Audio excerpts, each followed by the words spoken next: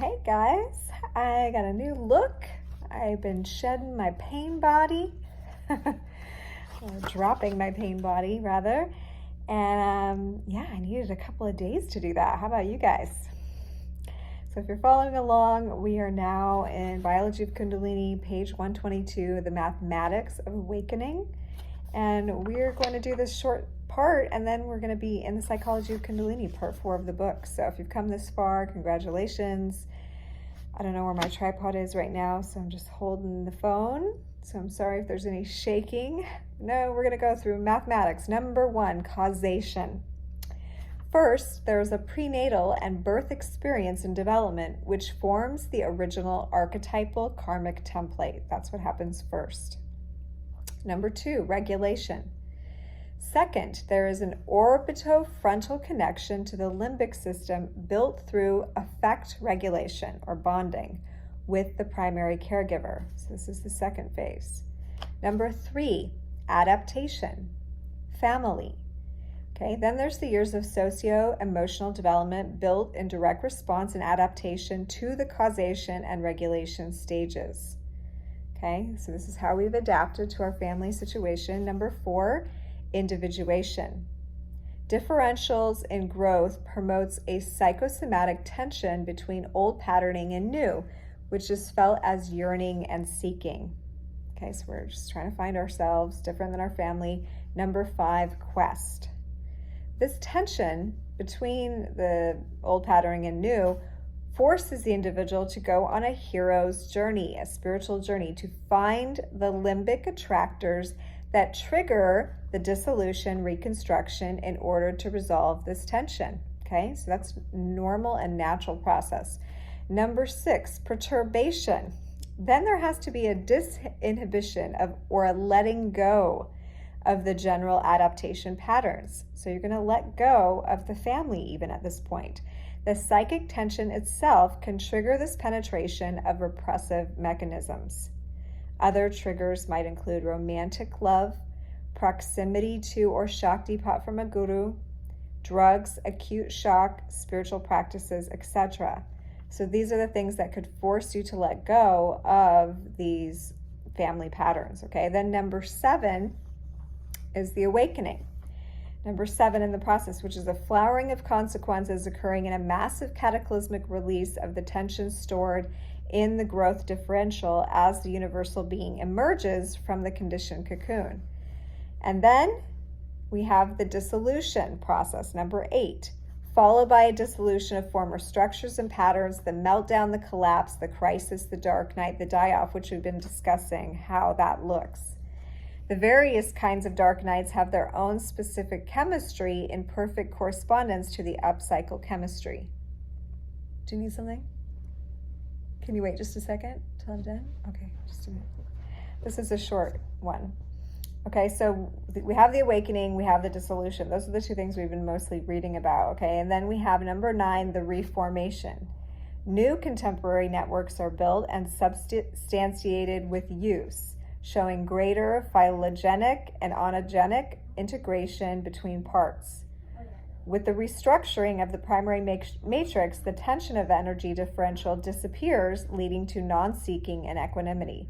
So we have to go through the dissolve because we're really letting go of those old patternings that kept us in a smaller version of ourselves. And once that happens, we build new networks, new neural networks, and we're restructuring our entire being, right? We're dissolving all the old structures. And then number 10 is realization. Because the whole time we're seeking equanimity, we're seeking the balance of opposites, we're seeking to integrate the shadows. So the realization stage is transcendence of our inner, outer, animalistic, and worldly pulls and pushes, meaning the energy and consciousness is now available for higher dharmic pursuits. The genius of the individual and their artistry of life comes to the fore and is manifest. So this is the long-awaited process that begins with your prenatal and birth experiences, like how you were born, where you were born. And this is why I think birth charts and things are very helpful and informative in the transformation process, because it kind of shows you the window that you came through And then, of course, to look at your family and ancestral patterns. This is why I'm a big proponent of doing ancestral work, clearing and also becoming aware of and integrating the ancestral stories and patterns. Okay, she goes on to say now, after listing these 10, having died to our former nature through the initiation unity or right of the center, there is a reanimation of the senses and a cleansing of perception. The vasanas or woeful memories of the collective unconscious are burnt off in the purifying fires of Kundalini, freeing us from the emotional pain of karma, thereby allowing a cosmic lucidity, which she spells with a K, or transcendental perception. So this is like a Kundalini-infused perception. This scintillating transcendental perception is simply the true state of our being that we are collectively blocking with our separation and ignorance.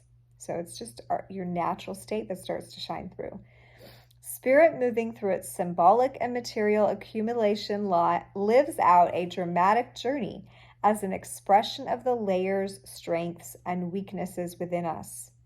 Okay, so as spirit moves through us on this journey, these accumulations, these layers, that's what we're like navigating and moving through on our awakening. It's all part of it. That's what's so beautiful about it. The interrelationship of the aspects of ourselves in our environment and in concert with the cosmic unfolding constitutes a kind of spiritual mathematics. Mathematics, the systematic treatment of magnitude, relationships between fingers and forms, and relations between quantities expressed symbolically. So that's definition. The mathematics of awakening is the hero's journey. So how forcefully one pops depends on how far the prenatal and birth experience was resolved through the following: affect regulation or primary bonding, and the degree of growth differential contained as stored tension. So this is the equation she's giving. If both causation and regulation, those first two steps, are traumatizing, and that includes birth trauma, then a lack of orbital frontal limbic control will bring on an earlier awakening of a more catastrophic nature. So that means we might have to go through this awakening process earlier, and it could be a little bit more traumatic, right? If birth was difficult, yet the regulation phase was satisfied, okay, that's the bonding, then the awakening will be later in life, but maybe equally catastrophic because the original trauma was more hidden by a completed prefrontal limbic regulation. So you might have like just bypassed that causation trauma. So such a person, because they are well socio-emotionally adjusted, may not be aware of the cataclysmic energies held in the somatic memory of a birth trauma, so that when it is unleashed, it is a complete surprise. And the well-formed ego is blown to smithereens by the emergent birthing throes of the infant within. So that way, like now you're rebirthing yourself, but because there's birth trauma, that's all going to come up in the rebirthing. So you're going to be like, why is this so traumatic? The thing with fetal life and birth is that it is pre-meaning, she says, which I love. From the perspective of the subject being born, no amount of cognitive understanding will reconcile such an extreme experience. That is, moving from an aquatic being into an air being, going through a very tight passage with a very real danger of dying. So no amount of understanding is going to help reconcile that. So she says, nature herself makes anesthesizing chemicals to protect mother and child during such a pre-rational ordeal. But if anesthetics like morphine or ether are taken, both mother and child are prevented from expressing their protest to this. So there has to be like a protest to the birth, she's saying, because that, like, you are pressing up against a death scenario. So this irrational screaming protest is actually held within the tissue for the rest of their lives. So I've seen, even in my own child who was born as a naval birth, that he does have some stored anger, and I'm really seeing like part of that is just from being prevented from expressing a protest to birth. So if that protest response emerges later in life, then everything that person has built themselves to be is undone through temporary regressive chemistry in order that the protest response be liberated as the state and form in which the trauma was registered. Okay, so even I have stuff to clear and to move through around that particular birth. My first birth was a home birth, and it was natural, and there was all the protesting necessary. My second birth was not. And so those things are stored, right?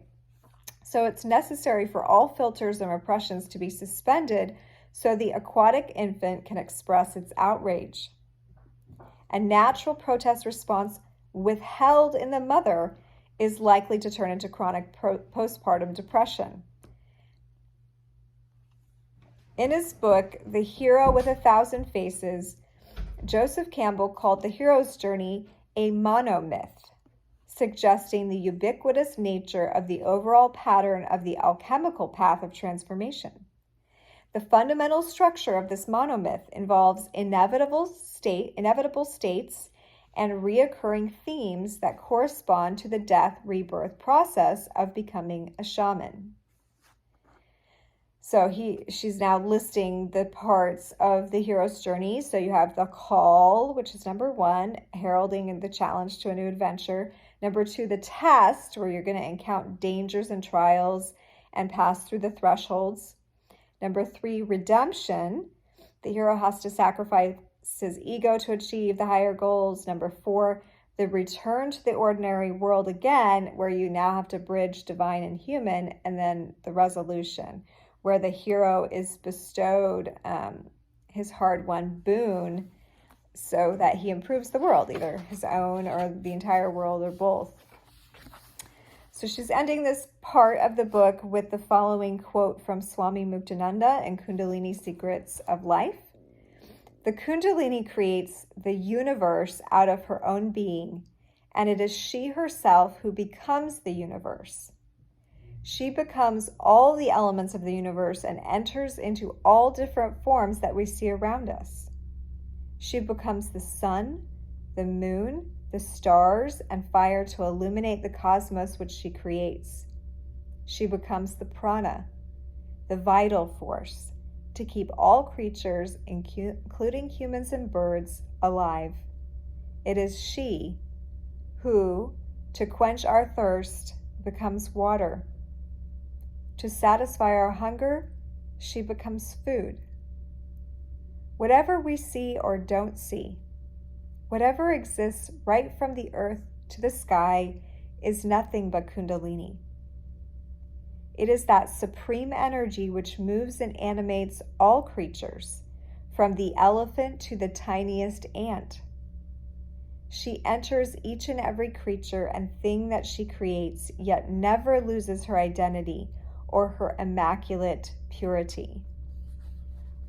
So I just want to say, it was beautiful, that this awakening process, it does make us undertake a re-journeying through the earlier parts of our lives, including our birth stories, and brings all unresolved feelings, emotions, and states to the forefront so that we can animate our entire potentiality. We can become our full nature. So if there was any skipping over or halting or repressing any of the stages of development, then Kundalini awakenings will require that we go back to those stages and revisit them. So I hope this is making sense. I hope that if it isn't, you will reach out to have a discussion or maybe book a session, or you're welcome to send an email, just a query, stageofbliss@gmail.com.